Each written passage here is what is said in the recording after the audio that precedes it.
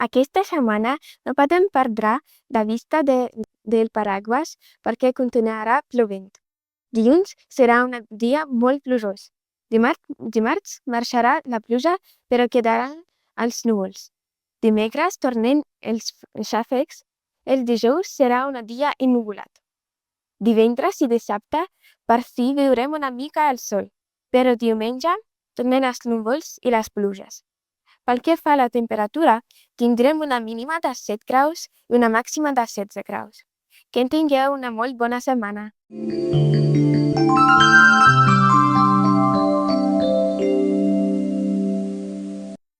El dia de Sant Valentí és el 14 de febrer. Se celebra el Dia dels Enamorats. Tot el que a Catalunya ho fem el 23 d'abril, que és Sant Jardí. Sant Valentí era un sacerdot cristià que casava la gent en secret, però l'emperador Gaudí II se'n va assabentar i va decidir castigar-ho tallant-li el cap. La festa de Sant Valentí es va començar a celebrar als Estats Units al segle XIX i des d'allà es va anar experimentant per Europa.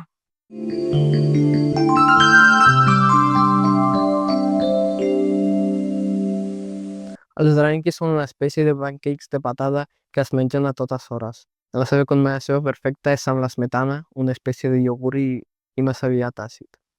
El nom deriva del verb drat, que vol dir esquinçar, i descriu la manera de cuinar el plat, ja que es cal esquinçar o ratllar la patata. Com que són salats, se'ls pot afegir ceba, carn, salmó i ous. És un menjar calent que es fa a casa fàcilment i que està boníssim.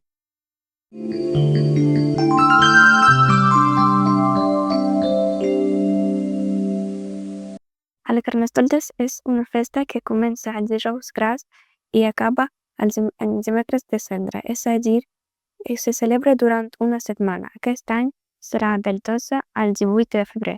Durant la setmana, el rei Carnestoltes va anunciant unes consignes de vestimenta que els i les alumnes compleixen, com per exemple dur un pensionat extravagant, vestir amb pijama a l'escola, calçar una sabata de cada. I divendres arriba el gran dia en què tothom ens vesteix amb la disfressa que més li agrada. Hi ha persones que se preparen els mateixos amb diferents materials. Dissabte, els carrers de la ciutat s'omplen de rues i carrosses ben decorats i surten a passejar a lluir totes les disfresses amb música, balls i molta festa. Quina disfressa portareu vosaltres aquest any?